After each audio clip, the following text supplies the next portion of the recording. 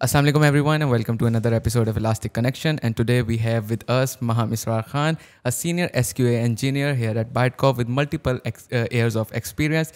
तो Maham, assalamu alaikum, क्या हाल है? वालेकुम अस्सलाम, मैं ठीक. What about you? अल्हम्दुलिल्लाह. और बताएं Maham, how is it feeling to be here? It's so good कि I'm like the leading a team here, और उसके बाद मैं first time ऐसे podcast के लिए invite किया आपने, and it's really good. It was an honor to invite you and thank you very much for taking out the time for the podcast. और I'm pretty sure the audience के लिए it's going to be very fruitful and everyone's going to learn a lot. तो start करते हैं Maham. Like हमारी जो main approach होती है in this podcast is to know about the journey of the people, how they ended up here, where they are, how was the overall experience. तो आप अपनी journey जहाँ से भी आपका mood है, जहाँ से आपको लगता है कि it's worth for people to know, tell us. अच्छा, स्टार्ट कर देते हैं मेरी यूनिवर्सिटी लाइफ से. Okay. मैं कोविड बैच की ग्रेजुएट हूँ 2021, ठीक है. तो जब मैं यूनिवर्सिटी में थी 2 साल अच्छे गुजरे एंड देन थर्ड ईयर में कोविड आ गया. अब जब कोविड आया तो सब घर में थे, हम सब लॉकडाउन में थे, और लॉकडाउन में सब क्या कर रहे थे, कोई न्यू चीज़ें देख रहे थे, न्यू कोर्सेज एक्सप्लोर कर रहे थे, न्यू स्किल्स देख रहे थे कि क्या कर सकते हैं क्या नहीं कर सकते. तो मुझे भी एक दिन आइडिया आया. हम लोग थर्ड ईयर में कोर्स पढ़ते थे सॉफ्टवेयर क्वालिटी एश्योरेंस इंजीनियरिंग. बस ये प्लेन कोर्स था और इसमें मैनुअल टेस्टिंग को स्टेप बाय स्टेप बताते होते थे. ठीक है. तो हमें जो ये देखा गया था, लाइक मैंने जो क्वारंटीन में बैठ कर ऑब्जर्व किया था, वो मैंने ये ऑब्जर्व किया था कि जिसको देखो सॉफ्टवेयर इंजीनियरिंग पढ़ा है, डेवलपमेंट में जाना है. तो you are a software engineering graduate from India. Okay. BE in software engineering. तो मेरी क्लास में भी जितने भी लोगों का मैं पूछती कि क्या करना है, तो सब ने क्या होता है, डेवलपमेंट में जाना होता है. अब फर्स्ट ईयर और सेकंड ईयर के स्टूडेंट्स को क्या ही पता होता है कि आगे भी कितनी फील्ड्स खुल रही होती हैं उन. अब आई थिंक ज़्यादा अवेयरनेस हो गई है. जब मैं थी 2017 की बैच की हूँ, मैं 2017 में इनरोल हुई थी और 2021 में ग्रेजुएट हुई थी. तो उस टाइम पर एवरीबडी वाज लाइक कि हाँ हमें डेवलपमेंट में जाना है, हाँ हमें ये वाली लैंग्वेज पढ़नी है, ये वाली लैंग्वेज करनी है. तो जब हमारा क्वालिटी एश्योरेंस वाला कोर्स हुआ ना, उसके बाद मैंने ये ऑब्जर्व किया कि यार यूनिवर्सिटी में पढ़ाया ही नहीं जाता QA को, और इंडस्ट्री में इम्प्लीमेंट होता है. इंडस्ट्री में BA भी है, इंडस्ट्री में QA भी है, लेकिन हमें बिजनेस एनालिस्ट हमें पढ़ाते कब हैं. सही है. तो हाँ, नहीं पढ़ाते. फिर मैंने सोचा कि ये वाली साइड एक्सप्लोर करनी चाहिए. तो फिर ऐसा किया कि वो जो कोर्स पढ़ा था उसमें जो चीज़ें पढ़ी थी उसको फोकस होकर पढ़ा.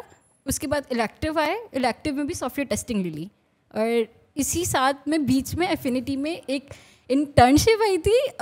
इसलिए मैं ऐसे बोल रही हूँ क्योंकि वो उनका एक स्काइप का पोर्टल टाइप की चीज़ थी जिसमें उनको लोड टेस्टर्स चाहिए थे, बहुत सारे स्टूडेंट्स. अच्छा, कुछ यूनिवर्सिटी की रिक्वायरमेंट होती है कि आपने इंटर्नशिप करनी है. तो अब NED की है रिक्वायरमेंट? नहीं, NED की नहीं. Okay, बट वो मैं वैसे ही लैंड हो गई इंटर्नशिप में, लेकिन NED की नहीं थी.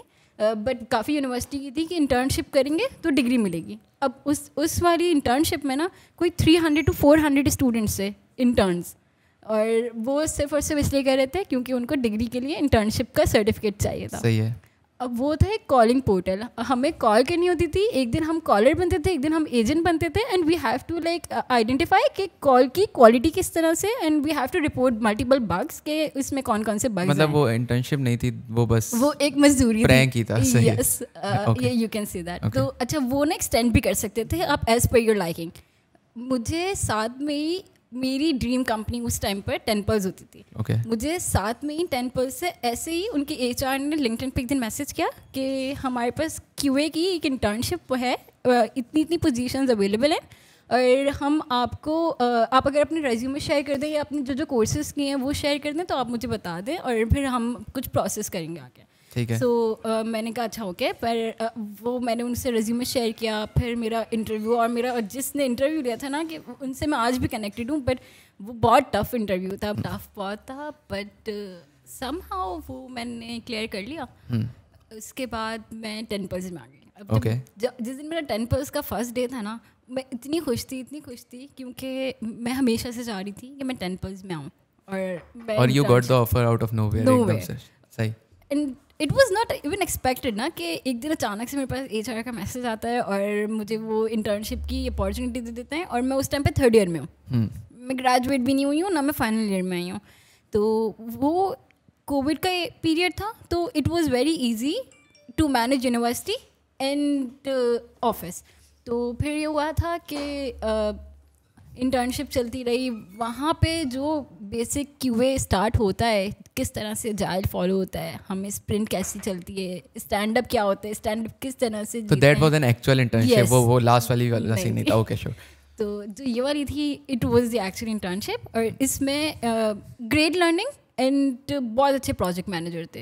And I was working on their internal product जो कि कॉक्स था। वो 10+ का इंटरनल ना प्लेटफॉर्म होता है जिसमें दे maintain individuals details like blood group हो गया, डेट ऑफ बर्थ हो गई, रोज़ाना का लंच मेन्यू हो गया। तो वो पूरा उनका था।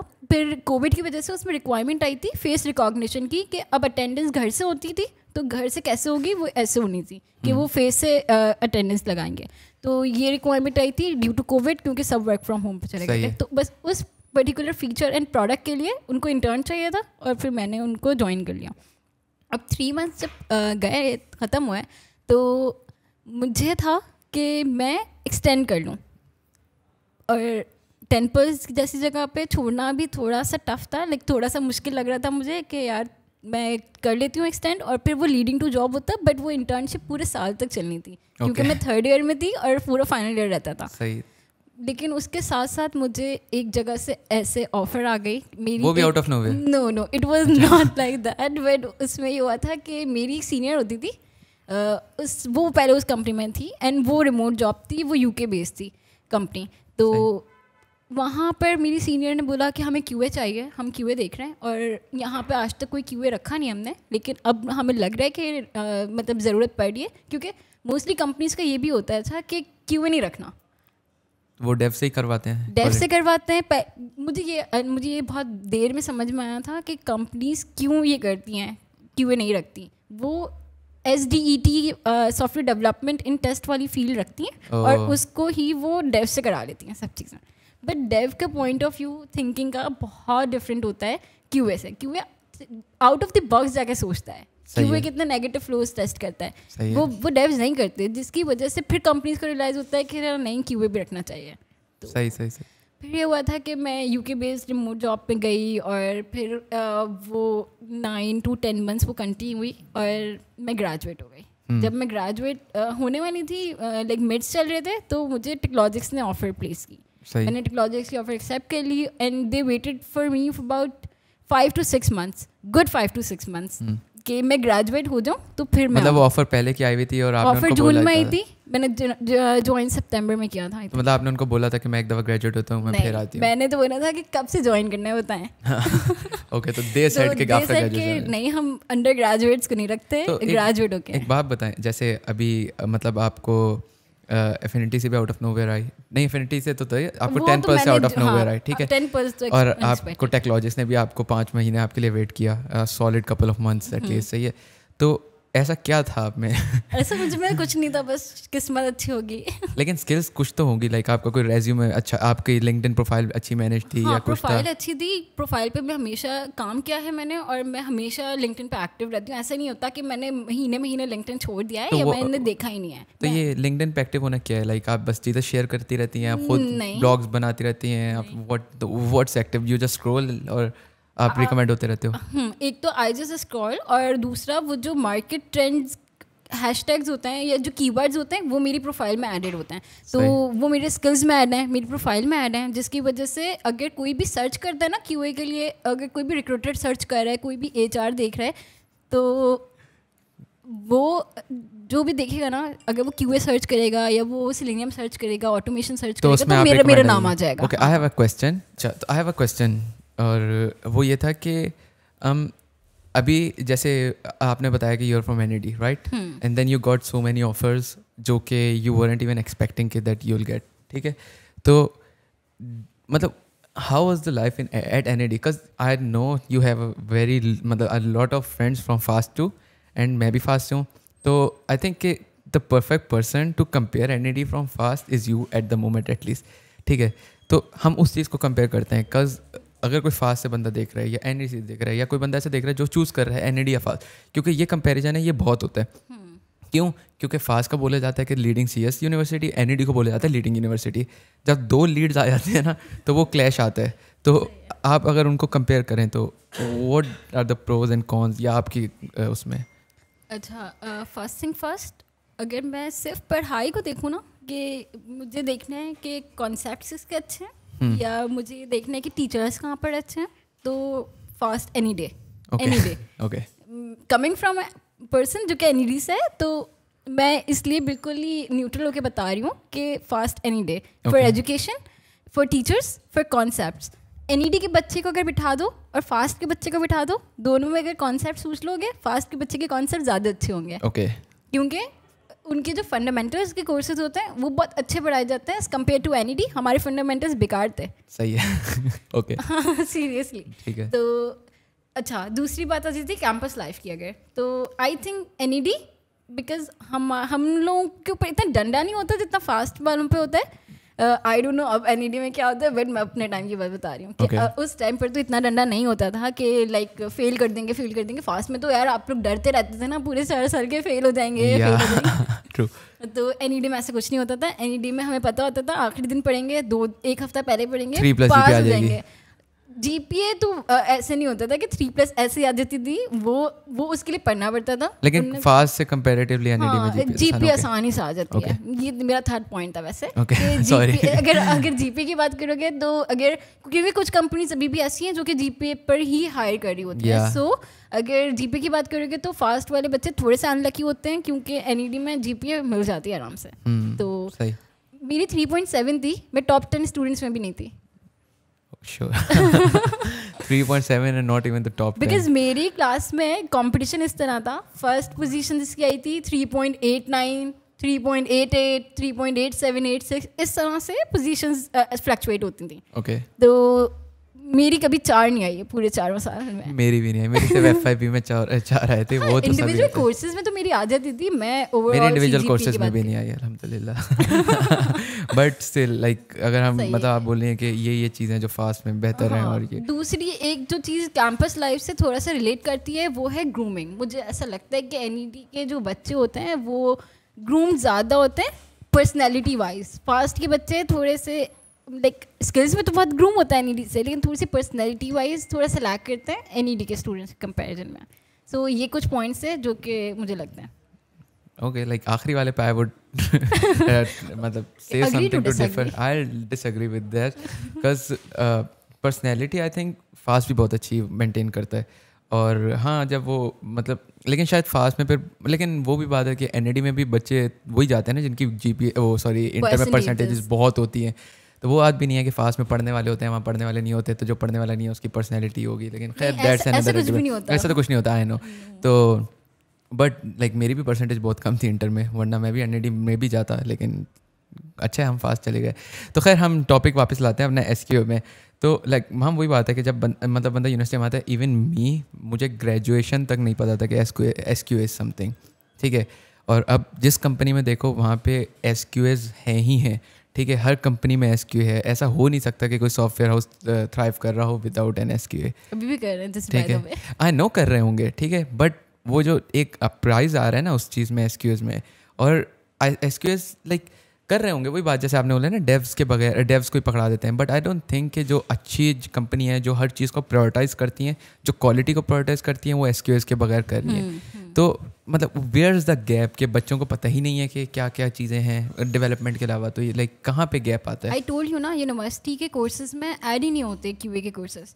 QA के कोर्स लिटरली इलेक्टिव में डाला हुआ था कि जिस बच्चे ने लेना है वो ले ले, जिसने नहीं लेना वो ना ले। इवन अगर आप डेव साइड भी जाते हो, आपको इतनी कम्युनिकेशन अपनी रखनी होती है QA के साथ भी। आपको टीम वर्क ही होता है ना ये भी। अगर आप डेव हो, आप अगर QA ने बग लॉक किया है, QA से कम्युनिकेट करना है, QA का डेव्स को ना समझ में आ जाता है थोड़े टाइम के बाद ये वाला QA किस तरह से सोचता है। इसके ये नेगेटिव केस अगर लेता है या एज केस ये लेता है तो ये किस तरह का राउट यूज़ करता है और किस तरह से सोचता है। तो ये चीज़ें तो जब भी आती है ना, जब आप पढ़ते हो कि ये क्या है। अगर मैं किसी डेव से जाके बोलूँ ब्लैक बॉक्स टेस्टिंग या वाइट बॉक्स टेस्टिंग, उनको क्या पता? तो जब भी पता चलेगा ना जब आप पढ़ोगे। और वो पढ़ोगे जब अपने यूनिवर्सिटी में पढ़ाओ या अपने इम्प्लीमेंट होते हुए देखा हो। अब QA के इतने सारे सर्टिफिकेशंस भी होती हैं, वो भी किसी डेव को नहीं पता होता। जर्सी बात है। White box testing literally development side पे होती है, डेव्स करते हैं तो यूनिट टेस्ट होता है, या जो कोड के अंदर की इंटरनल टेस्टिंग होती है वो थोड़ी सी डेव साइड भी होती है, लेकिन डेव्स को नहीं पता होता वो यूनिट टेस्ट क्या होता है वो लिख लेते हैं, ये यूनिट टेस्ट आया है कहाँ से, पीछे क्या चल रहा है इसकी, ये कौन सी टाइप है टेस्टिंग की, टाइप है टेस्टिंग का लेवल है, ये उनको नहीं पता होता। तो ये मेरा यही पॉइंट था क्यूए में आने का भी रीज़न मेरा यही था कि यूनिवर्सिटी में तो पढ़ाया नहीं जाता, हम तो देखेंगे क्या होता है। अच्छा, क्यूए में आने का लाइक ये रीज़न हो सकता है किसी का कि यार मुझसे कोडिंग नहीं हो रही, चलो क्यूए चले जाते हैं। हाँ, ये भी होता है, बट वो अब but there is nothing wrong in that. वैसे देखा there is nothing wrong, but there is this one thing जो कि अब बहुत ज़्यादा लाइक इंडस्ट्री में आ रही है, विच इज़ ऑटोमेशन टेस्टिंग, और उसमें कोडिंग होती है।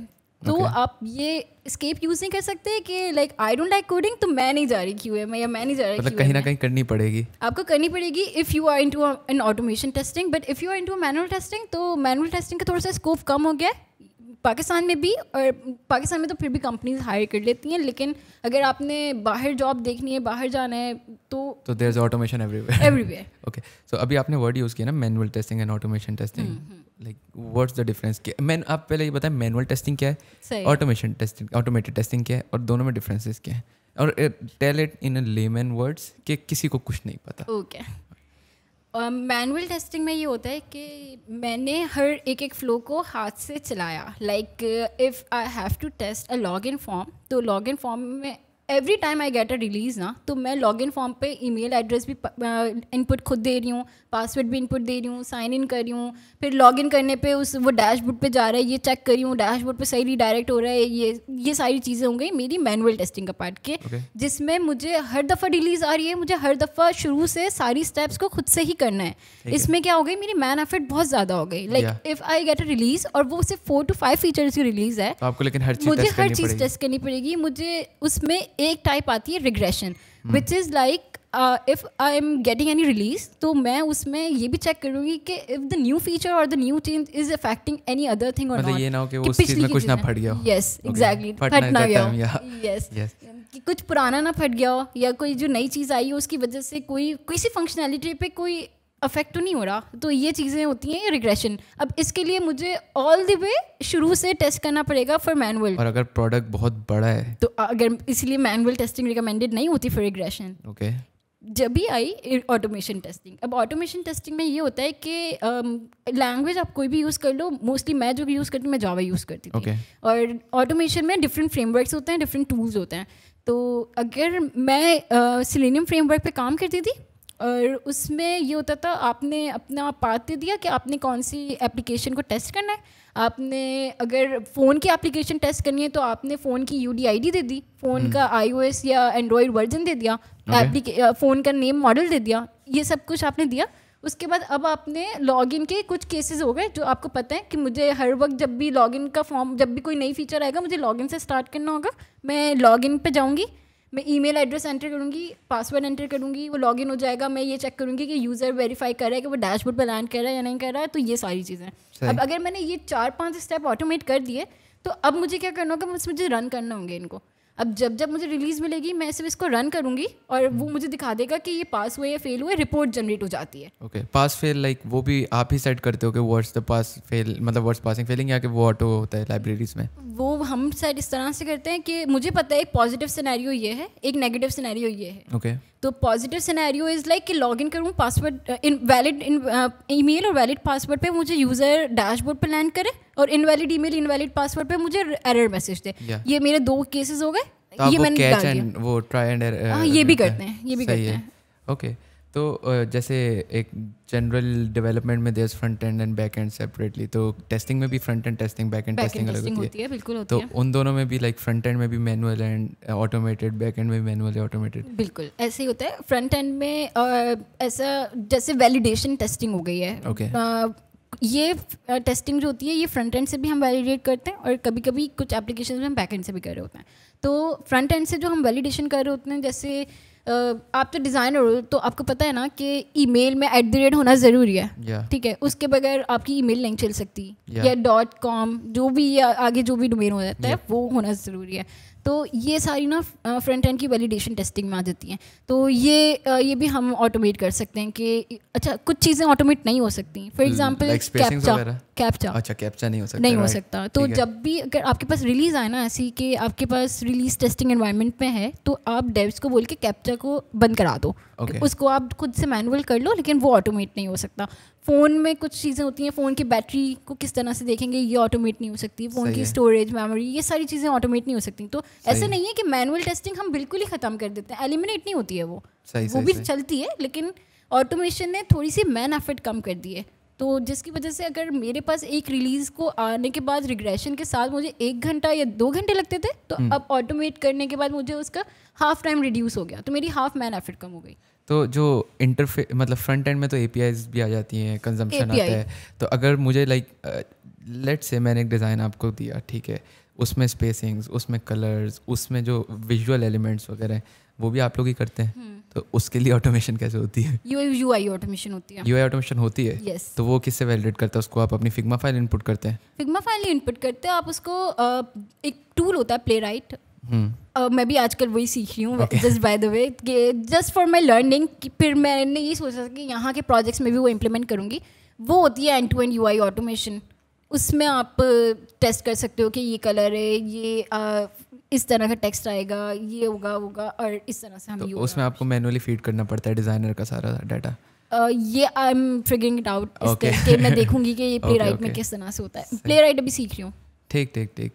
तो अगर कोई यूनिवर्सिटी का ग्रेजुएट है जिसको नहीं पता QA का कुछ भी, ठीक है, वो QA में आना चाहे, तो व्हाट्स समथिंग कि उसके दिमाग में हो कि उसको एक आइडिया हो QA का, वो कहाँ से सीखे तो क्या सीखे, कितना सीखे, इंडस्ट्री में क्या एक्सपेक्टेशंस लेके आए, इंडस्ट्री में कैसे उसके साथ बिहेव किया जाएगा।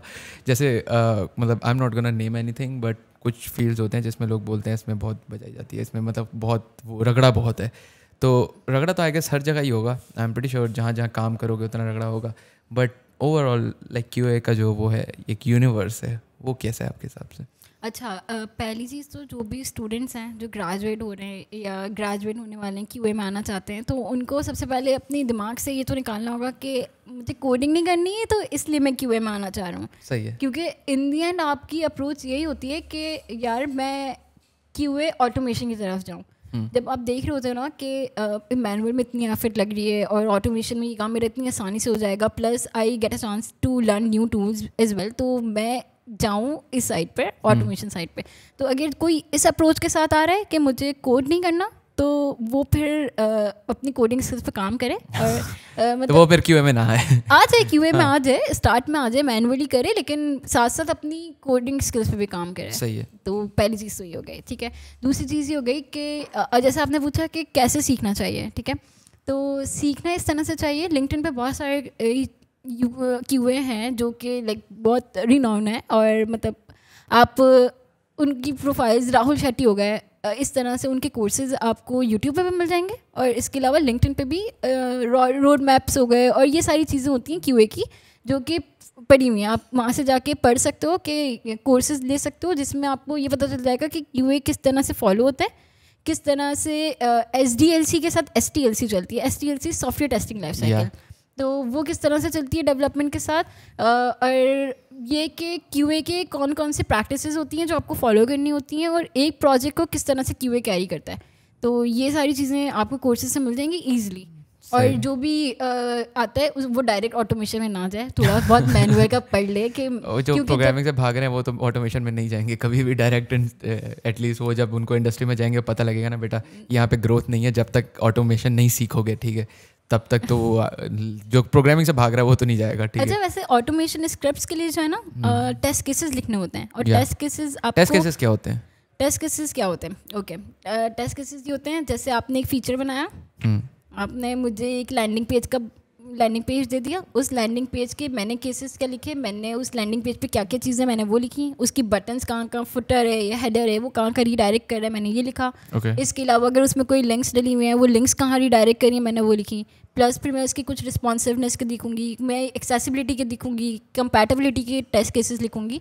तो ये सारे केसेस होते हैं, मतलब केसेस आर जस्ट कि ये चीज़ चल रही है, ये चीज़ चल रही है, ये फ्लो होता है बेसिकली कि मुझे ये चीज़ें टेस्ट करनी है। मेरे टेस्टिंग का एक डॉक्यूमेंट है जो कि टेस्ट केसेस हैं, उसमें मैं सारी चीज़ें लिखती हूँ अपने पास पहले से कि मुझे ये चीज़ें इस स्टेप से जाऊँगी तो ये फंक्शनलिटी वेरीफाई होगी। तो वही जो केसेस होते हैं ना जो मैंने लिखे होते हैं इंग्लिश में, उनको ही वो ऑटोमेशन स्क्रिप्ट में हम उसको कोड करते हैं। जैसे लॉगिन का जैसे मैंने बताया, तो मैं लॉगिन के पहले इंग्लिश में ये केसेस लिखूंगी कि मैंने इंटर किया ईमेल एड्रेस, मैंने इंटर किया पासवर्ड, मैंने लॉगिन किया और लॉगिन के बाद वो डैशबोर्ड पे लैंड किया या जहाँ भी उसने लैंड करना था वो लैंड किया। तो ये वाली जो सारी चीज़ होगी ना, ये मेरी कोड में जाएगी। तो इन सब चीज़ों को आप फिर पहले हार्ड कोड कर लेते हैं, लाइक हार्ड कोड नहीं, लाइक राइट डाउन कर लेते हैं, बाद में उसको मेंटेन करते हैं। सही है। तो ये आप टेस्ट केसेस से पहले एक चीज़ बता रही थी जो आप बोल रही थी कि किस तरह लेके चलते हैं, मतलब जैसे अगर कोई नया बंदा आता है तो रिसोर्सेज वगैरह तो आपने बोला कि आपको लिंक्डइन वगैरह पे मिल जाती है, लिंक्डइन पे, यूट्यूब पे। हाँ, तो मतलब जैसे अब लेट्स से एक मतलब आप हैं या कोई बंदा है, वो अब उसने SQA में चीज़ें सीख ली, तो स्टार्टिंग में आपने सर्टिफिकेशंस वगैरह की भी बात की थी, राइट, कि सर्टिफिकेशंस वगैरह होती हैं, तो मतलब वो सर्टिफिकेशंस कितना पार्ट, जैसे मतलब सर्टिफिकेशंस हर फील्ड में ही पार्ट, मतलब एक मेजर पार्ट तो प्ले करती हैं, तो SQA में कितना, अगर आपकी CV है, आपको काम आता है, मुझे काम आता है, बट आपके नीचे सर्टिफिकेशंस लिखी हुई हैं, तो सर्टिफिकेशन कहाँ की होती हैं, कहाँ की कितनी मैटर करती हैं, ये कुछ आइडिया आपको? सही है। अच्छा, कुछ कंपनीज होती हैं अभी पाकिस्तान में भी और आउट ऑफ पाकिस्तान भी, कि जो ISTQB के जो सर्टिफिकेशंस हैं उनको प्रेफर कर रही होती हैं, उनको प्लस पॉइंट के साथ मेंशन करती हैं, वो अपनी JD में ही मेंशन कर देती हैं। तो ISTQB is international software testing board, जो कि आपको डिफरेंट उनके कोर्सेज होते हैं, आपने वो पढ़ना होता है, उसका एग्ज़ाम देना होता है, आपको एक सर्टिफिकेशन मिलती है, सर्टिफिकेट आता है आपके पास, और वो एग्ज़ाम में पासिंग और फेल और ये सारी चीज़ होती हैं। तो उसके डिफरेंट लेवल्स होते हैं, उसके एक फाउंडेशन लेवल होता है, फिर उसमें अजाइल टेस्टर आता है, फिर AI टेस्टर भी उन्होंने निकाला है एक नया, फिर टेस्ट मैनेजर आता है, टेस्ट आर्किटेक्ट आता है, तो उसमें भी डिफरेंट लेवल्स हैं। तो उसका पहला लेवल मैंने क्लियर किया अभी, फाउंडेशन लेवल, और वो मेरा सर्टिफिकेट ना मेरे रेज्यूमे में आ गया। तो अगर एक मैं ऐसी कंपनी में अप्लाई कर रही हूँ जो ISTQB को प्लस पॉइंट मानते हैं, तो वो मुझे कंसिडर करेंगे क्योंकि मैंने किया हुआ है। ठीक है। तो ये एक सर्टिफिकेशन है, इसके मल्टीपल स्टेप्स होते हैं, या करनी चाहिए बाहर, तो पाकिस्तान से बाहर तो बहुत ही पूछा जाता है, और सर्टिफिकेशंस का, हाँ, इसका ISTQB का पूछा जाता है, तो ये करनी चाहिए। और इसमें ये होता है जैसे फाउंडेशन लेवल है ना, उसमें तो लाइक जितने भी QA के कॉन्सेप्ट्स हैं ना, वो सारे थे, बुक होती है पूरी, एक आपको वो बुक पूरी पढ़नी होती है, और MCQs बेस्ड होता है, 40 समथिंग क्वेश्चंस होते हैं, एंड आई थिंक 26 या 27 पासिंग मार्क्स होते थे। और वो क्वेश्चंस इस तरह से होते हैं कि लॉन्ग सिनेरियोज दिए होते हैं कि इस सिनेरियो में आप कितने टेस्ट केसेस ढूंढ सकते हैं, इस सिनेरियो, या ये एक बिजनेस यूजर स्टोरी दी हुई है, इसके बिजनेस रूल्स दिए हुए हैं, अब आप इससे कितने टेस्ट केसेस डिड्यूस कर सकते हैं। तो ये सारी चीज़ें होती हैं उस टेस्ट में। तो मतलब वो इतना टफ नहीं होता अकॉर्डिंग टू? हाँ, अगर आपने QA के कॉन्सेप्ट्स अच्छे पढ़े हुए तो नहीं होता। वो बेसिकली उस कोर्स में वही चीज़ें थी जो मैंने इलेक्टिव में सॉफ्टवेयर टेस्टिंग स्ट्रेटजी में पढ़ी थी। तो अगर मैंने वो कोर्स सही पढ़ा था तो फिर मेरा ये वाला भी सही निकल गया था। सही है। वैसे आप जितने, मतलब मेरे जो दोस्त वगैरह थे यूनिवर्सिटी में, उनमें बहुत कम है जो QA में गए हैं, ठीक है, और जो QA में गए हैं वो सॉफ्टवेयर टेस्टिंग का कोर्स पढ़ के गए। सही है। और आई स्टिल रिमेंबर कि वो जब सॉफ्टवेयर टेस्टिंग की क्लास लेके आते थे and they were like bro ये भी होता है, हमें तो पता ही नहीं था। तो आई थिंक कि यूनिवर्सिटीज़ बहुत लैक करती हैं प्रेसेंस में। अब हमें भी बहुत चीज़ों का नहीं पता जो यूनिवर्सिटी ने इतना अच्छी तरह पढ़ाया ही नहीं, या इलेक्टिव्स इस तरह होते हैं, जब इलेक्टिव्स तो ऑफर होते हैं तब तो, अब मुझे NAD वालों की मैंटेलिटी नहीं पता, फर्स्ट ईयर में मेजॉरिटी तो खैर नहीं, मेजॉरिटी कहना तो गलत बात ही होगा, लाइक मेरी तरह की majority just look at the list and we just see कि ब्रो सबसे ज़्यादा नंबर किस में आएंगे, ठीक है, GPA किस में आ जाएगी, एंड वी गो देयर। तो आई थिंक कि इलेक्टिव्स के टाइम अगर बंदा GPA से छोड़ के अगर थोड़ा सा स्किल्स के टाइम पे या अपनी इंटरेस्ट के लिए या maybe just to look at the field जाए तो उसके लिए ज़्यादा बेहतर होगा। लेकिन फिर वही बात है कि अगर यूनिवर्सिटी पहले नंबर देगी तो वो बच्चा जाएगा ना, जैसे NAD में यू साइड के इतना वो मारपीट नहीं है जितनी फास्ट में, जब फास्ट में बच्चे के पास नंबर ही नहीं है तो वो करेगा ना कि यार इलेक्टिव में ही मिल जाए, और इलेक्टिव में मिल भी जाते हैं चूँकि। लेकिन I need to mention one thing here कि जो आप लोगों की सॉफ्टवेयर टेस्टिंग का कोर्स है ना, इट्स इंटायरली डिफरेंट जो हमें पढ़ाया गया। मैंने नहीं लिया सॉफ्टवेयर टेस्टिंग। नहीं, आई नो दैट सर भी कि आमिर इमाम ना, I have no clue. Yes, Aamir Imam. So जो आमिर इमाम ने पढ़ाया ना, आमिर इमाम ने एक्चुअली ऑटोमेशन भी पढ़ाई है आप लोगों की कोर्स में। और हमने ऑटोमेशन नहीं पढ़ी थी. ऑटोमेशन में जो चीज़ें की हैं, जो मैंने किया है वो मैंने खुद से तो एक और अपर हैंड आ गया फास्ट का. यस, तो वो वही उसी में कवर हो गया ना. जो मैंने पहला पॉइंट बोला था कि स्किल्स वाइज, टीचर वाइज बहुत अच्छी है.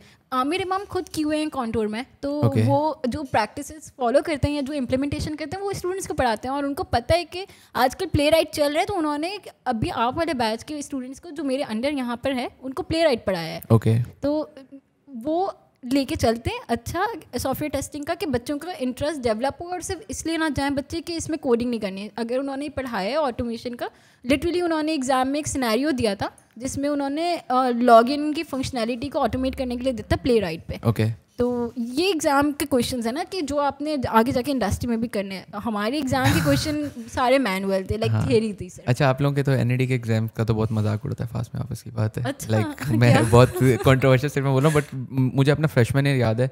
फ्रेशमैन ईयर में एक पेपर आया था हमारे पास, हमारा पीएफ का पेपर हुआ था, प्रोग्रामिंग फंडामेंटल्स. बहुत बुरी मार पड़ी थी, आई स्टिल रिमेंबर, वो बहुत बुरी मार पड़ी थी. पीएफ में तो बहुत बुरी पड़ती है. और उसके बाद ग्रुप्स में एक एनईडी के पीएफ का पेपर, प्रोग्रामिंग फंडामेंटल्स, तो नाम नहीं होता आप लोगों का. आई टोल्ड यू ना पहले भी कि जो फंडामेंटल के कोर्स आप लोगों को पढ़ाया गया और जो हमें पढ़ाया गया वो बहुत अलग था. तो वो हम पेपर देखे, और हम पेपर देख रहे हैं, और फिर हम अपने आप को देख रहे हैं, फिर हम फास्ट को देख रहे हैं, फिर हम एनईडी को देख रहे हैं. फिर सोच रहे हैं कि एनईडी चले जाते हैं. एनईडी जा नहीं सकते थे, वो अलग बात है, नंबर नहीं थे ना इतने. सही है, या तो एनईडी जाते तो होता ना यार, नंबर भी आ गए फिर भी हम इधर आ गए, बट लाइक नंबर भी तो नहीं थे. तो उस टाइम बस वही होता है कि यू कैन जस्ट प्रिटेंड कि यार ब्रो किधर आ गए, लेकिन कुछ हो नहीं सकता. अब तो सही है ना, लाइक ग्रेजुएशन के बाद तो समझ में आते ना कि फास्ट तक अच्छी जर्नी थी. हाँ, ग्रेजुएशन के बाद तो मैं बोलता हूँ कि बंदे को फास्ट ही जाना चाहिए और कहीं नहीं जाना चाहिए. बिकॉज मतलब फास्ट की अभी भी इंडस्ट्री में कैपिटलिज्म बहुत है. ठीक है, और लाइक आई एम मतलब सिर्फ फास्ट की नहीं है, ऐसी बात है. बहुत ऊपर की कोई गिनती की यूनिवर्सिटीज़ हैं जिनका आता है तो लाइक पता लगता है, जॉब ओपनिंग्स आती है. और आज मैं अपने कजन्स को भेजता हूँ या फ्रेंड्स को, तो नीचे लिखा होता है 3-4 यूनिवर्सिटीज़ का नाम. ठीक है, उसमें फास्ट होती है, और मोस्ट ऑफ द जगह पे एनईडी नहीं होती. ठीक है, तो वो तो कंपनी की अपनी प्रेफरेंस होती है. बट स्टिल आई हैवंट मतलब मेरे तक अभी कोई ऐसी जॉब ओपनिंग नहीं है जिसमें फास्ट नहीं लिखा हो. ठीक है. अच्छा, वैसे कुछ कंपनीज ना अभी भी ऐसा करती हैं, यूनिवर्सिटी बेस पे बच्चों को हायर करती हैं, और उन यूनिवर्सिटी में भी फिल्टर आउट करती हैं जीपीए के बेसिस पे. तो आई डोंट थिंक सो कि this is a good approach, क्योंकि उससे कुछ ऐसी यूनिवर्सिटीज़ जिनमें एक्चुअली स्किल्स वाले बच्चे हैं वो निगलेक्ट हो जाते हैं. मैं जहाँ पहले काम करती थी वहाँ पे फास्ट, एनईडी, आईबीए, लम्स और जीकी. हाँ, जीकी भी होती है बस. यही इकरा, सर सैयद के लिटरली दो लोग थे जो मैं गई थी. तो उस टाइम पे पूरी 200-250 एम्प्लॉयज़ में 2-3 बच्चे सर सैयद के, 2-3 केयू के. बाकी पूरा बैच हायरिंग होती थी. 15 बच्चे एनईडी से, 15 फ्रॉम फास्ट, और ऐसे 10-12 आईबी के, 10-12 लम्स के. ऐसा होता था. तो isn't it like गलत ही है ना वैसे देखा और उनमें भी पता है क्या होता था, उनमें भी टॉप जीपे वाले, लाइक मेरे बैच की जो कि सेकंड पोजीशन जिसकी आई थी वो भी टेक्नोलॉजिक्स में थी. तो उससे पहले बैचेस में जिनकी फर्स्ट सेकंड पोजीशंस आती थी वो भी टेक्नोलॉजिक्स में होते थे. और मेरे बैच से जितने भी हायर हुए थे वो 3.5 अबव जीपी वाले हायर हुए थे. तो एक ये भी होता है, फास्ट का भी ये लोग 3 अबव ही जीपीए कंसीडर करते हैं. 3+ ही करते हैं. बहुत लाइक कंपनीज हैं जो स्टिल 3+ करती हैं, जहाँ पे काफ़ी फास्टियंस रह जाते हैं. बट मतलब वो भी अलग डिस्कशन है कि फास्ट में नंबर क्यों नहीं आते. थोड़ा पढ़ लो तो आ जाए. मैं तो बोलता हूँ मैंने पढ़ा ही नहीं 4 साल. लाइक मे बी मैं मेहनत ज़्यादा करता, लाइक पढ़ा है, नॉट सेइंग कि नहीं पढ़ा है, लेकिन आते ही हैं ना फास्ट में भी नंबर. तो खैर, अब लाइक आप यूर अ सीनियर क्यू है, ठीक है, what's your journey ahead of you? आपने क्या इन्विजन किया हुआ, where do you see yourself? आपको क्या लगता है कि क्या होगा? बिकॉज सीनियर से ऊपर क्या पोस्ट होती है और किस तरह चलता है, ये बताएं सर. अच्छा, सीनियर से ऊपर जो मेरा टारगेट है सबका डिफरेंट होता है. हर क्यूए का भी डिफरेंट होता है. कोई जो क्यूए लीड होता है ना, उसको क्यूए मैनेजर बनना होता है, उसको क्यूए में ही इन्वॉल्व होना होता है. मेरा नहीं है. मुझे प्रोजेक्ट मैनेजमेंट साइड पे जाना है. ओके. तो तो ये कि अगर मैं 5 साल के बाद दिखती हूँ तो 5 साल के बाद में यहाँ के जो प्रोजेक्ट मैनेजर्स हैं उनसे बात करके उनसे यही लर्निंग मिलती है कि क्या क्या प्रोजेक्ट मैनेजमेंट में क्या क्या होती हैं. लाइक स्क्रम ये लोग किस तरह से कंडक्ट कर रहे होते हैं, एजाइल को ये लोग किस तरह से फॉलो कर रहे हैं. हमें तो बस टिकट्स मिलते हैं ना कि ये इस वीक में देना है. वो किस तरह से ये लोग बना रहे होते हैं टिकट्स, किस तरह से लाइक रूलिंग कर रहे होते हैं कि वो किसको जाएगा, कैसे चलेगा, और क्लाइंट से किस तरह से डील कर रहे होते हैं. हम भी क्लाइंट से डील करते हैं बट टू सम एक्सटेंट, लेकिन जितना BA और PM इन्वॉल्व होते हैं उतना नहीं होता कोई भी डेफिनेटली. मेरे पुराने ऑफिस के जो PM थे वो उनसे लाइक बहुत लर्निंग मिलती थी कि वो किस तरह से वो टीम को किस तरह से माइंड करके रखते थे. टीम जो भी अगर कोई मसला आता था तो वो ये नहीं बोलते थे कि एक इंडिविजुअल का मसला है, वो बोलते थे टीम का मसला है. सो मैं भी इसी तरह के मैनेजमेंट रोल में जाना चाहती हूँ जहाँ पे मैं टीम को पूरे को लेकर चल सकूँ और प्रोजेक्ट भी अच्छा सा चले. ओके, लाइक बहुत आपने अभी पूरे जो बात की, तो why do you want to change your role या your career path? QA चल रहा है तो PM में क्यों जाना है? अगर PM में जाना था तो पहले ही PM में क्यों नहीं आई? लाइक यार रोल तो चेंज नहीं हुआ. लाइक आपकी जॉब तो बिल्कुल चेंज हो गई ना. You're from अगर जो डेव्स होते हैं ओके, फिर वो लीड बनता है, ठीक है, फिर वो प्रोजेक्ट मैनेजर बनता है. ऐसे QA का भी यही चलता है. QA होता है वो या तो QA मैनेजर बन जाए, QA लीड बन जाए, या फिर वो प्रोजेक्ट मैनेजर बन जाए. तो हमारा तो आगे इसी तरह से बढ़ रहा है ना, तो मैंने कुछ चेंज थोड़ी ना करना है. मैं बस ये है कि जिस तरह से बस मतलब अभी यू गेट द टिकट, कल को you want to assign the ticket. Yes. Okay. तो लाइक पाकिस्तान से जाने का कोई आपका प्लान नहीं है? हाँ है. किधर जाना है आपने? कनाडा? नहीं, कनाडा नहीं. मतलब अगर कोई मिल जाए जॉब मिल जाए तो व्हाई नॉट. मैं भी यहाँ नहीं बैठूंगा, आप भी यहाँ नहीं बैठेगी ना. यही but I don't think so कि अब यहाँ पे कोई बैठेगा. मे बी किसी की पैट्रियोटिज्म जाग जाए तो ही और शी माइट, बट यार मेजॉरिटी वोंट चाइल्ड एक्चुअली. तो मेरे ना थोड़े ये वाले मसले भी हैं. ओके, कि घर में रहना घर में रहना तो चलो ठीक है, लेकिन मतलब कोई बहन भाई नहीं है ना पीछे के जिसको मैं छोड़ जाऊँ अपने पेरेंट्स को देखने के लिए. ओके, तो you have to look after your parents. ये वाला मसला है जिसकी वजह से मैं अभी तक नहीं जा सकी थी. तो आज तो एम्प्लॉयर ब्रो, मेरे पेरेंट्स भी ये साथ ले. पहले मुझे जॉब तो मिले. तो लाइक मेरा वैसा MS का प्लान है. MS का प्लान है. Masters in project management? नहीं, बाहर नहीं होता ये. बाहर प्रोजेक्ट मैनेजमेंट नहीं है? नहीं. फास्ट में है, अप्लाई कर दें. I know that. In FAST का I don't know, but FAST का ये क्यों रूल है कि you have like 2 years of working experience in any field. QA में हो, डेव में हो, BA हो, आप कोई भी हो, लेकिन आपका 2 साल का वर्किंग एक्सपीरियंस होना चाहिए. बट और बाकी यूनिवर्सिटीज में मास्टर्स में एडमिशन नहीं मिलता. SPM के मास्टर्स में नहीं मिलता, सॉफ्टवेयर प्रोजेक्ट मैनेजमेंट में नहीं मिलता. उसके लिए आपको 2 साल का वर्किंग एक्सपीरियंस होना चाहिए. तो आपके पास है तो आप अप्लाई करने के. अब हो गया. तो अब मेरा अब आपको करना नहीं है. अब मुझे यहाँ से नहीं करना. ओके, तो आपको अब्रॉड जाके कहीं बाहर से करना है, right? And in quality assurance ही? नहीं, नॉट इन क्वालिटी एश्योरेंस, क्योंकि उसमें नहीं होता. जो जर्नल होता है वो कंप्यूटर साइंस होता है, उसमें ही सब चीज़ें कवर हो जाती हैं. तो वहाँ पे इलेक्टिव्स आप वही उठाएंगे जो आपके ही है. तो कहाँ का प्लान है आपका? लाइक जो मतलब प्लान तो जाहिर सी बात है जहाँ पे ज़िंदगी ले जाए वो ले जाए. लाइक एक होता है ना, like you have envisioned yourself somewhere. कहाँ पे आपने अपने आप को? फिनलैंड. फिनलैंड क्यों? बहुत कम लोग बोलते हैं फिनलैंड. इनफैक्ट बहुत किसी से भी नहीं मैंने सुना. पहली प्रायोरिटी पे जो है ना जर्मनी था, ठीक है, और दूसरी पे फिनलैंड था. लेकिन अभी जो है दोनों ही ऑप्शंस रखे हुए. अभी आइल्स तो दे दूं, वही मेरा है next month. Okay, yes, pray for me. Good luck for that. Yeah thanks. तो वो दे दूं. उसके बाद देखते हैं. I am hoping and I am also practising कि थोड़ा सा बैंड्स अच्छे आ जाएँ, जिसके बाद ही मैं ये देख सकूँगी. क्योंकि कुछ यूनिवर्सिटीज़ की रिक्वायरमेंट है कि 6.5 अबव होने चाहिए, 6.5 होना चाहिए, या 6 होना चाहिए इन ईच मॉड्यूल ना. तो इसलिए एक थोड़ा सा ये हो जाएगा ना आइल्स, तो फिर मैं थोड़ा टारगेट कर सकूँगी जर्मनी एंड फिनलैंड के बीच में. तो अभी आई थिंक इन दोनों के. और वैसे कल ही हमारा एक और पॉडकास्ट है विद बहराम सॉरी, तो उनसे ऑलरेडी हो चुके हैं. और अभी द मेन टारगेट इज़ के he is pursuing his masters in Germany, और वो कुछ अर्से के लिए यहाँ पे आए हैं हॉलीडेज़ पे.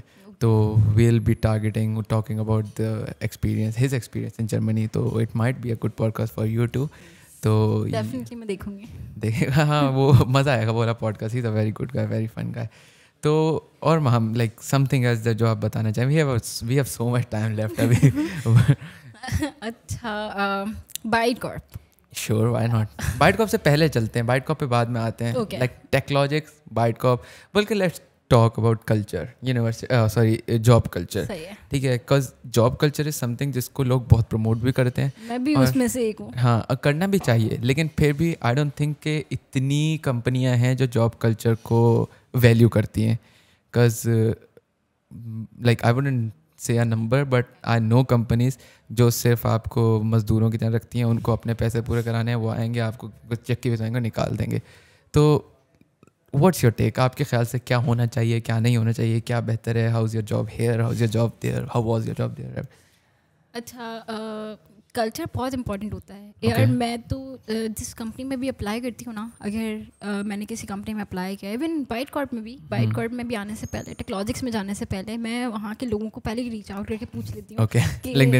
लिंक्डइन पे या जो यहाँ पे काम करते हैं, लाइक ऑब्वियसली इतना तो नेटवर्क है कि वो पता ही ना मिल जाता है. तो टेक्नोलॉजिक्स में तो बहुत है. सही. तो यहाँ भी थे, लेकिन टेक्नोलॉजिक्स में मैंने यही किया था, मैंने पहले से पूछना शुरू कर दिया था. मेरे दोस्त बहुत ही थे, मैंने पहले से पूछना शुरू कर दिया था यार कैसा कल्चर है, क्या है, लीड्स कैसे होते हैं, मैनेजर्स कैसे होते हैं एंड एवरीथिंग. तो सब ने ना बहुत तारीफ़ें की थी. अच्छा, मेरा ना स्टैंडर्ड यहाँ पे पहुँच गया. मैंने कहा कि यार ये तो बड़ी अच्छी जगह है. हाँ, वही रियलिटी चेक मिला नहीं मिला. ओके, गुड यार, सही है. जितना मैं एक्सपेक्ट करके गई थी ना, कि मैं इतना एक्सपेक्ट करके गई थी, तो मुझे उससे ऊपर ही मिला था. Good for you then. Yes. तो ये था कि मतलब अगर मैं ये बोलूँ ना कि मैं लकी रही हूँ कल्चर वाइज, जितनी भी कंपनीज में मैं गई हूँ, तो इट्स एक्चुअली अ ब्लेसिंग कि मैंने कभी भी ऐसी टॉक्सिसिटी नहीं देखी कभी भी वर्क इन्वायरमेंट पे. तो जब मैं टेक्नोलॉजिक्स गई ना, तो मैंने वहाँ पे 1.5 ईयर में वहाँ पे रही हूँ. और कोई ऐसा दिन नहीं था कि मुझे कोई मसला हुआ हो वहाँ पे मैनेजमेंट से, मैनेजर से, लीड से, प्रोजेक्ट मैनेजर से, किसी से भी कोई मुझे मसला नहीं हुआ. मेरे दोस्त अच्छे थे, वहाँ का कल्चर अच्छा था, इन्वायरमेंट बहुत अच्छा था. और मतलब इंसान ना अगर अपने कंफर्ट जोन में रहना चाहता है ना, तो वो टेक्नोलॉजिक्स नहीं छोड़ता. मुझे नहीं रहना था, मेरे लिए बहुत कंफर्टेबल हो गया था. और मुझे लग रहा था कि मतलब मैं आगे अगर 5-6 साल भी रुकी रही ना यहाँ पे, तो मैं टेक्नोलॉजिक्स नहीं छोड़ पाऊँगी. तो इसलिए फिर मैंने एक थोड़ा सा मुश्किल स्टेप लिया, जो कि मुझे लगता है मेरी ज़िंदगी का सबसे मुश्किल स्टेप था. Was to leave Technologics. Yes, Technologics, to leave my friends, manager, project and everything ना, और वो वाला कल्चर. बट बाइट कॉर्प आके ना मैं डिसअपॉइंट नहीं हुई. क्योंकि मैंने बाइट कॉर्प का भी सुना ना कि कल्चर अच्छा है, और यहाँ के लोगों से भी पहले ही बात करके पूछ लिया था. और यहाँ के CEO जो हैं उनसे भी जब मेरा इंटरव्यू हो, जो सेकंड इंटरव्यू चल रहे होते हैं, कैरेक्टर इंटरव्यू, उसमें भी समझ में आ गया था यार कैसा इन्वायरमेंट है यहाँ पे, कैसा चलेगा सब. तो इन्वायरमेंट मोर और लेस सेम है, कल्चर भी सेम है. जो कि वहाँ पे माइक्रो मैनेजमेंट और टॉक्सिसिटी नहीं थी, वो यहाँ पे भी नहीं है. ठीक है, चिल इन्वायरमेंट है. और मुझे ऐसा लगता है कि अगर आप जितना माइक्रो मैनेज करते हो या जितना टॉक्सिक कल्चर कर देते हो ना, उससे आपकी कंपनी के एम्प्लॉयज़ की प्रोडक्टिविटी पे बहुत फ़र्क पड़ता है. अगर मैं उनको फ्री हैंड देती हूँ कि भाई मुझे डे एंड पे ये टास्क कंप्लीट चाहिए, अगर मैं अपने रिसोर्सेज को बोलती हूँ तो वो कर देते हैं. अगर मैं जैसे भी करें वो, हाँ, अगर मैं उनसे एक घंटे बाद जाके अपडेट देती रहूँगी ना, अब बताओ कितना हुआ, अब बताओ कितना हुआ, तो वो भी फ्रस्ट्रेट हो जाएंगे. और वो भी बोलेंगे यार ये कौन सी माइक्रो मैनेजमेंट हो रही है मुझे. वो बोलेंगे किसको सर पे बिठा दिया. एग्जैक्टली.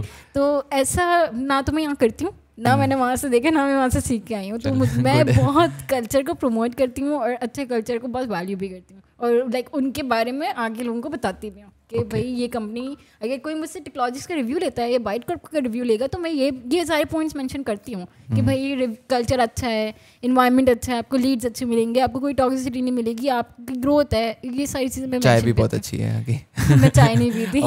Coffee person. कॉफ़ी भी अच्छी है, मैंने कॉफ़ी ट्राई नहीं की. कॉफ़ी अब आ गया बनानी अच्छी. अच्छा. मैंने ट्राई नहीं की, अब आई विल डेफिनेटली ट्राई. तो जैसे हमारा जितना इंटरेक्शन हुआ, ठीक है, तो जनरली कुछ फील्ड्स होते हैं ना जिसमें लोगों से बात करना आनी चाहिए आपको. जैसे BA, एन इंट्रोवर्ट माइट सफ़र थोड़ा सा BA में, ठीक है, जिसको बात करनी नहीं आती, जिसको कुछ नहीं आता. लाइक QA के लिए एक आइडियल कैंडिडेट बताए ना क्या समथिंग. अच्छा, QA में भी आपको बात करनी आनी चाहिए, क्योंकि QA का काम भी ना थोड़ा सा कम्युनिकेशन साइड पे ज़्यादा होता है, क्योंकि आपको HTLC के अकॉर्डिंग अगर कंपनी चलती है ना, ये प्रोजेक्ट चलता है, तो उसमें यही होता है कि आपको रिक्वायरमेंट के फेज से ही इन्वॉल्व होना होता है। अब रिक्वायरमेंट के फेज से आपको BA के साथ इन्वॉल्व होना होगा। अब BA के साथ आपकी कम्युनिकेशन अच्छी होनी चाहिए, आप रिक्वायरमेंट्स को देख सको, आप उसी टाइम अगर रिक्वायरमेंट में बग्स ढूंढ लो ना, या उसी टाइम बता दो कि यार ये मसले हैं, तो आगे वो चीज़ डेवलप होने से पहले ही सही हो जाती है। मतलब रिक्वायरमेंट्स में भी QA चल रहा होता है, वो एम्बिग्यूटीज देखते हैं हम।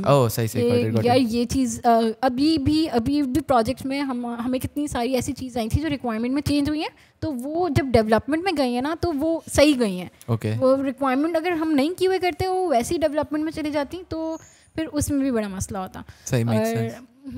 इससे ना कॉस्ट भी थोड़ी कम होती है बग्स की। उसके बाद ये होता है कि आपका डिज़ाइन पे आता है रिक्वायरमेंट के बाद। अब डिज़ाइनर ने जब डिज़ाइन आपको करके दे दिया है, तो उसके बाद उस डिज़ाइन का भी QA होता है। दिस बाय द वे, ठीक है, डिज़ाइन का QA कैसा होता है? क्योंकि मैंने आप लोगों का भी तो किया है। हाँ, लेकिन डिज़ाइन का QA ये होता है कि डिज़ाइन का QA वैसे ये होता है कि जैसे मैंने एक फ़्लो देखा कि यार एक टेक्स्ट बॉक्स या एक पॉपअप मैसेज बॉक्स खुल रहा है, उस मैसेज बॉक्स को मैं जितनी भी नंबर देती जा रही हूँ वो चलता जाएगा नीचे, वो तो नीचे चलता जाएगा, उसकी कोई कैरेक्टर लिमिट होनी चाहिए। तो फॉर एग्जांपल मैंने एक इस तरह की एग्जांपल दी आपको कि एक कैरेक्टर लिमिट मैं बता दूंगी, सजेस्ट कर दूंगी कि यार इसमें कैरेक्टर लिमिट लगा दो। सही है। तो इस तरह की चीज़ें, ये थोड़ा सा मैं बता देती हूँ इस तरह से QA करके। तो अब उस QA का डिज़ाइनर से भी कांटेक्ट हुआ, उससे भी कम्युनिकेशन हुई, तो उसको एक बात करनी इसलिए बोल रही हूँ कि आनी चाहिए। और अक्सर कुछ कंपनीज में जो डेमो होता है ना क्लाइंट को, वो QA देता है। BA नहीं देता। कुछ कंपनीज में ऐसा होता है कि QA भी शोकेस कर रहा होता है। कुछ में BA कर रहा होता है, कुछ में PM कर रहे होते हैं। तो अगर आपकी कम्युनिकेशन स्किल्स अच्छी हैं तो, और आप देखोगे 90% ऑफ द टाइम QA की JD में कम्युनिकेशन स्किल्स मेंशन होता है कि आपकी कम्युनिकेशन स्किल्स अच्छी होनी चाहिए। वो तो आई गेस हर जगह ही होता है, एक स्किल और डालनी होती है। हाँ, लेकिन वो लोग देखते हैं इंटरव्यू में भी, ये जज करते हैं कि इसकी कम्युनिकेशन कैसी है। असेसमेंट वगैरह के टाइम पे, राइट? मतलब a person should be able to portray what he is thinking, he और शी इज थिंकिंग, और इन अ वे कि दूसरा समझ जाए वो ये ना बोले हैं क्या बोल गई और समझ नहीं आया, राइट? तो लाइक अब जितना मुझे अभी तक आइडिया हुआ है, आप लोगों का काम स्टार्ट होता है रिक्वायरमेंट्स से, और काम चलता है जब तक प्रोडक्शन लाइव नहीं हो जाती, और प्रोडक्शन लाइव होने के बाद भी काम चलता रहता है। तो आप लोग स्टार्ट से एंड तक QA काम कर ही रहे होते हैं। डिज़ाइनर्स एक हद के बाद ख़त्म हो जाता है डिज़ाइनर्स का काम, जब उन्होंने प्रोडक्ट का पूरा प्रोटोटाइप वगैरह करके दे दिया। लेकिन डिज़ाइनर्स का काम, अगर मैंने QA किया नया डिज़ाइन के ऊपर, तो उसको भी तो चेंज करने में भी तो डिज़ाइनर फिर इन्वॉल्व दोबारा होते हैं ना। या बट अगर आपने QA किया और कुछ चेंज आया ही नहीं, तो डिज़ाइनर नहीं है, लेकिन आप तो कर ही रहे हैं ना QA। फिर सही है, फिर डिज़ाइनर ख़त्म हो जाता है। हाँ, तो आई थिंक हमने QA को नीचे से लेकर ऊपर तक मेजॉरिटी हर चीज़ टच कर ही ली है। कुछ रह गया आपके ख्याल से जो मतलब होना चाहिए समथिंग? हाँ, एक चीज़ रह गई। क्या? बिल्कुल बता। जो बग लीकेज होती है, जो प्रोडक्शन अगर QA से बग मिस हो जाता है कभी, वो यार कभी कभी ऐसा होता है कि अगर इन्वायरमेंट चेंज करते हैं ना, तो कभी ऐसा भी होता है कि इन्वायरमेंट चेंज करने में एक इन्वायरमेंट में वो बग एग्जिस्ट नहीं करता, लेकिन दूसरे इन्वायरमेंट पे वो बग एग्जिस्ट करता है। तो इस तरह के मसले मैंने फेस किए, तो इसलिए मैं बता रही हूँ। तो ऐसा होता है कि बग लीकेज की एक टर्म होती है, जो ये होता है कि एक जो QA से मिस हुआ हो। हाँ, अब इसमें ना टाइप्स हो सकती हैं कि मैंने कोई हाई प्रायोरिटी का बग मिस कर दिया, या लो प्रायोरिटी का बग मिस कर दिया, या कभी कुछ ऐसा होता है कि जो मेरे इन्वायरमेंट पे ठीक चल रहा है, प्रोडक्शन पे ठीक नहीं चल रहा। तो इस तरह के भी मसले आते हैं। तो उनमें ये होता है कि जो कि अप्रोच होती है वो ये होती है कि आपने पहले रिप्रोड्यूस करके देख लिया कि भाई मेरे पास आ रहा है या नहीं आ रहा। अगर आपके पास भी आ रहा है तो like just accept your mistake and try to improve it for the next release ना। ऐसा नहीं करना है कि उनको बोलते रहना है कि हमारे पास तो आ ही नहीं रहा, क्योंकि अक्सर मैंने देखा है कि डेव्स और QA की, आप लोग ने मीम्स भी देखी होंगी कि डेव वर्सेस QA होता है, तो वो यही होता है ना, डेव बोलते हैं मेरे पास तो ये रिप्रोड्यूस नहीं हो रहा, जबकि वो होता है। आपने QA बोलता है कि मेरे पास रिप्रोड्यूस नहीं हो रहा। हाँ, डेव्स असल में QA वाले स्टेप्स फॉलो नहीं करते जो टिकट में लिखे होते हैं, वो अपने पास से सिर्फ स्क्रीनशॉट देख के देखते हैं कि ये तो सही चल रहा है। सही। तो ये एक चीज़ होती थी। तो इसमें भी क्लाइंट के साथ भी होता है, आपको नहीं ऐसे आर्ग्यू करना होता कि मेरे पास तो नहीं चला, मेरे पास तो नहीं चला। आपको ये देखना होता है कि भाई क्या पता ये एनवायरनमेंट वाला मसला और उनके पास इशू आ रहा हो, हमारे इन्वायरमेंट में ना चल रहा हो, तो ये बग लीकेज में फिर थोड़ा सा ना इसमें ये भी करना होता है कि आपको, आप जिस इंडिविजुअल से, जिस क्यूए से मिस हुआ है ना, आप उसको समझा दो, but like this is a part of a good culture जो कंपनी फॉलो करती है कि लाइक ब्लेम गेम ना होना चाहिए उसमें, बस ये बोलना चाहिए कि पूरी लर्निंग की, हाँ वो लर्न नहीं करो आप उससे, आप उसको ट्राई करो इम्प्रूव करना अपने आप को नेक्स्ट रिलीज से, और ये बोलो कि लाइक ये पूरी क्यूए टीम से मिस हुआ है, ओके, नॉट जस्ट कि लाइक एक इंडिविजुअल से मिस हुआ है या एक किसी को ब्लेम कर दिया मैंने. ब्लेम भी चलता ही होगा, I know definitely at places, but a good team will take the blame on itself, पूरी टीम पे जाएगा और वो फिर ग्रो करेगी उससे, और ये नहीं होगा उससे लर्न करेगी, मतलब डेव और क्यूए में फायरिंग नहीं चलेगी. ओके, तो नो प्रॉब्लम. तो hmm, it was a very good conversation with you, और मुझे भी क्यूए का वैसे नॉट प्राउड इतना नहीं आइडिया था, और अब मुझे काफ़ी चीज़ें पता है कि एटलीस्ट मैं किसी को शटअप कॉल दे सकता हूँ अगर वो क्यूए के बारे में बात करता है. तो ये भी बहुत होता है वैसे. हाँ, ये वो ना पता कुछ नहीं हो, लेकिन बात ऐसे करो सामने वाला बोले इससे ज़्यादा तो किसी को आता नहीं. तो अच्छा, सैड, लेकिन सॉरी.